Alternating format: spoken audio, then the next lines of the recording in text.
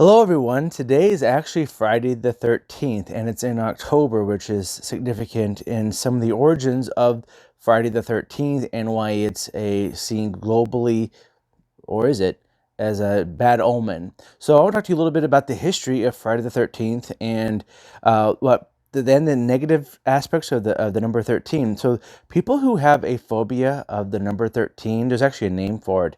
It's triskaidekaphobia. These are people who have a fear of the number 13.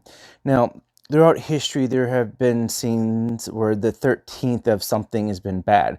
Mostly in Western cultures, 12 seems to be like the complete number. There's 12 months. There's um, the way everything kind of works as broken down into 12s, astrological signs. There's uh, everything's kind of based in 12, like a dozen.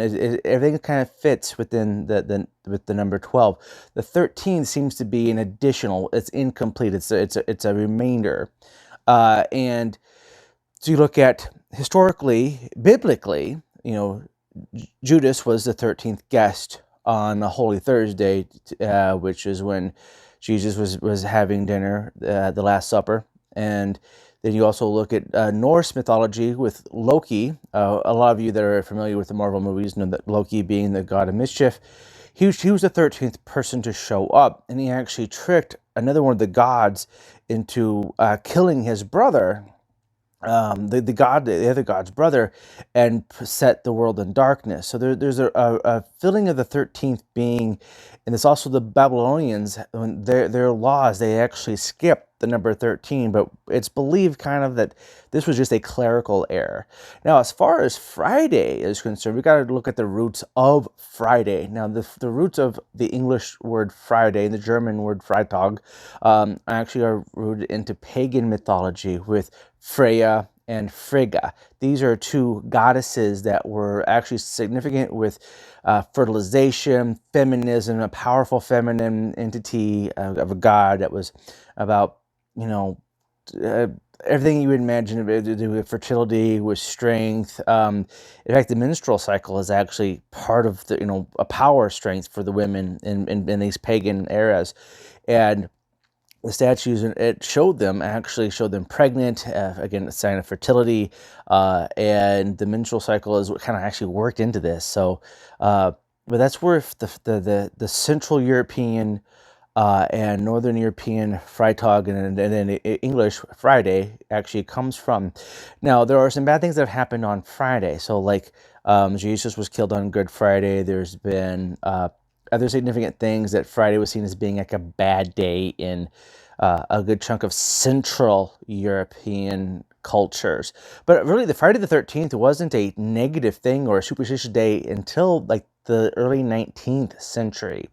Uh, Now, there have been some historical things. So, like, people always try to go back to biblical. That was a biblical thing. Well, as we discussed, Judas was the 13th guest, and Jesus was crucified on a Friday. But also, as you go into France, in the year 1307, the King of France actually rounded up all the Knights Templars, and this was actually in October. This is why the October Friday the 13th is a little bit more significant than if it falls in a September or a November or an August.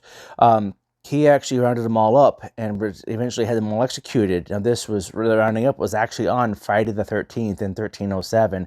So that kind of builds onto that biblical reason why the 13th is, and especially on a Friday, is a bad omen. It's also believed that Cain killed Abel on a Friday. It's believed that again, Jesus was killed on a Friday. It's also believed that Adam took the bite of the apple from the tree of knowledge on a Friday. So that's kind of the reason why the Fridays are a thing in negative, but that's not the case in Greek and in Spanish cultures. In Greek and Spanish cultures, it's Tuesday the 13th that is a significant bad omen for them. And it's that's where they try the Tuesday the 13th, and that's the day they want to avoid.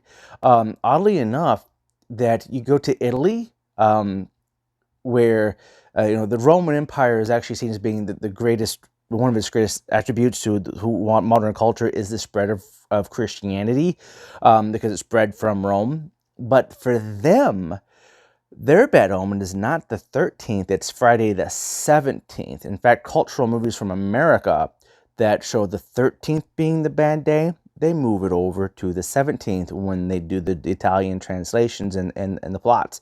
So that's a little bit of interesting aspects about Friday the 13th or Tuesday the 13th or Friday the 17th in different cultures.